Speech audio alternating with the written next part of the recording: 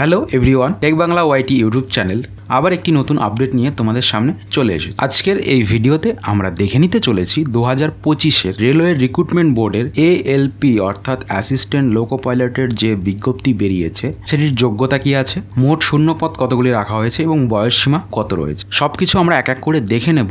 নিচেই opening date দেওয়া রয়েছে, অর্থাৎ 12 তারিখ থেকে তোমাদের ফর্মটি ফিল আপ অলরেডি শুরু হয়ে গেছে এবং এর ক্লোজিং ডেট রয়েছে 11/5/25 রাত 11:59 এবং last date of fees payment অর্থাৎ পেমেন্ট করার জন্য লাস্ট টাইম দেওয়া হয়েছে 13/5/25 অর্থাৎ আরও দুদিন বাড়ানো হয়েছে পেমেন্ট করার জন্য। এবং এর যে মডিফিকেশান লিঙ্ক অর্থাৎ তোমরা ফর্ম ফিল আপ করার পর যদি কোনো ভুলভ্রান্তি করে থাকো সেক্ষেত্রে তোমরা 14 তারিখ থেকে 23 তারিখের মধ্যে তোমাদের কারেকশন উইন্ডো ওপেন থাকবে, তার মধ্যে তোমরা কারেকশন করে নেবে যদি কারো ভুলভ্রান্তি হয়ে যায়। তো ভিডিওটি ফার্স্ট থেকে লাস্ট অবধি দেখো, আশা করছি কারো ভুলভ্রান্তি হবে না।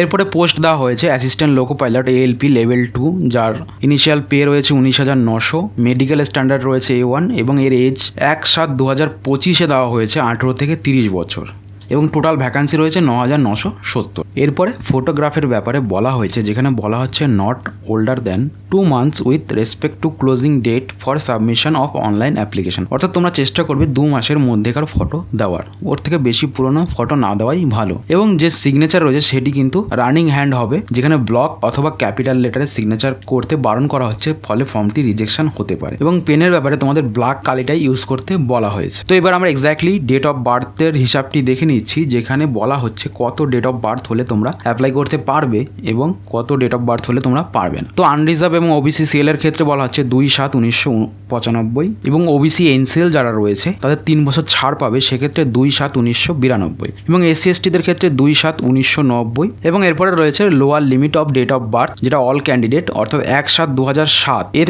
আগে জন্ম হলেই তোমরা অ্যাপ্লাই করতে পারবে।